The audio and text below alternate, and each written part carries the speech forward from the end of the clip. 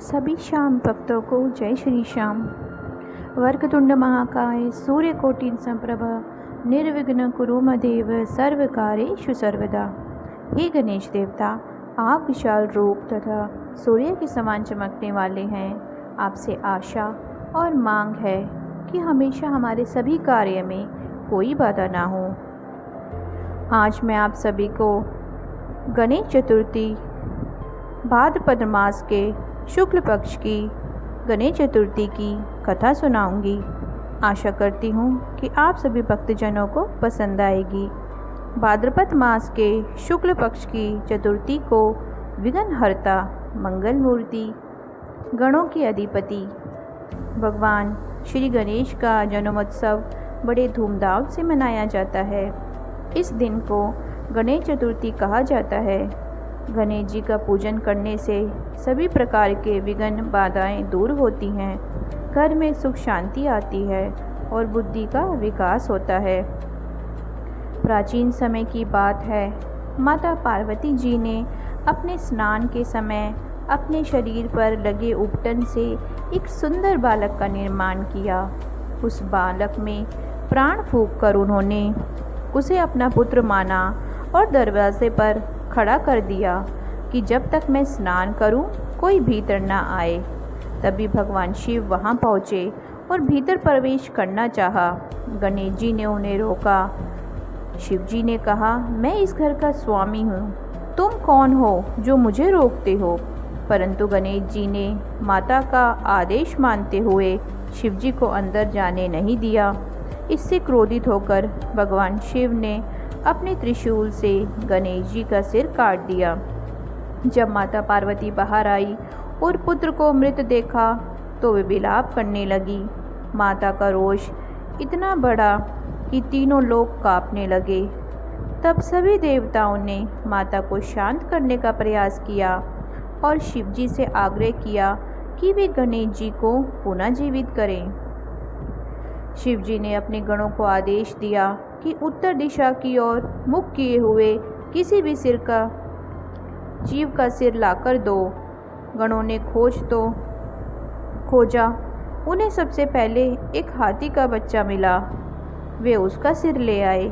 शिव जी ने उस हाथी का सिर गणेश जी के धड़ पर स्थापित किया और उन्हें पुनः जीवित किया।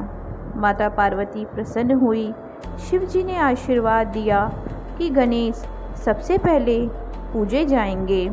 बिना गणेश पूजन के कोई भी देव पूजा, यज्ञ, अनुष्ठान सफल नहीं माना जाएगा। तभी से भगवान गणेश को आदि पूज्य और विघ्नहर्ता कहा जाता है। भाद्रपद माह की शुक्ल पक्ष की चतुर्थी को गणेश जी का अवतरण हुआ, इसलिए इस दिन को विशेष रूप से गणेश चतुर्थी के रूप में मनाया जाता है। मान्यता है कि इस दिन विधिवत गणेश जी की स्थापना और पूजन करने से सभी प्रकार के संकट मिटते हैं।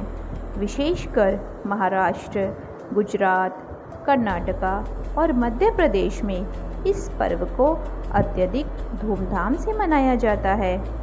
महाराष्ट्र में लोकमान्य बाल गंगाधर तिलक ने स्वतंत्रता आंदोलन के समय इसे सार्वजनिक उत्सव का रूप दिया ताकि लोग एकजुट हो सकें। तभी से लेकर आज तक यहाँ विशाल पंडालों में गणपति की प्रतिमाएं स्थापित की जाती हैं और 10 दिनों तक गणपति बप्पा की आराधना की जाती है। गणपति बप्पा मोरया, मंगल मूर्ति मोरया। भाद्रपद शुक्ल चतुर्थी के दिन प्रातः स्नान करके स्वच्छ वस्त्र धारण करने चाहिए। फिर घर में कलश स्थापना के साथ गणेश जी की प्रतिमा स्थापित की जाती है। सबसे पहले गणपति की प्रतिमा पर गंगाजल से स्नान कराएं।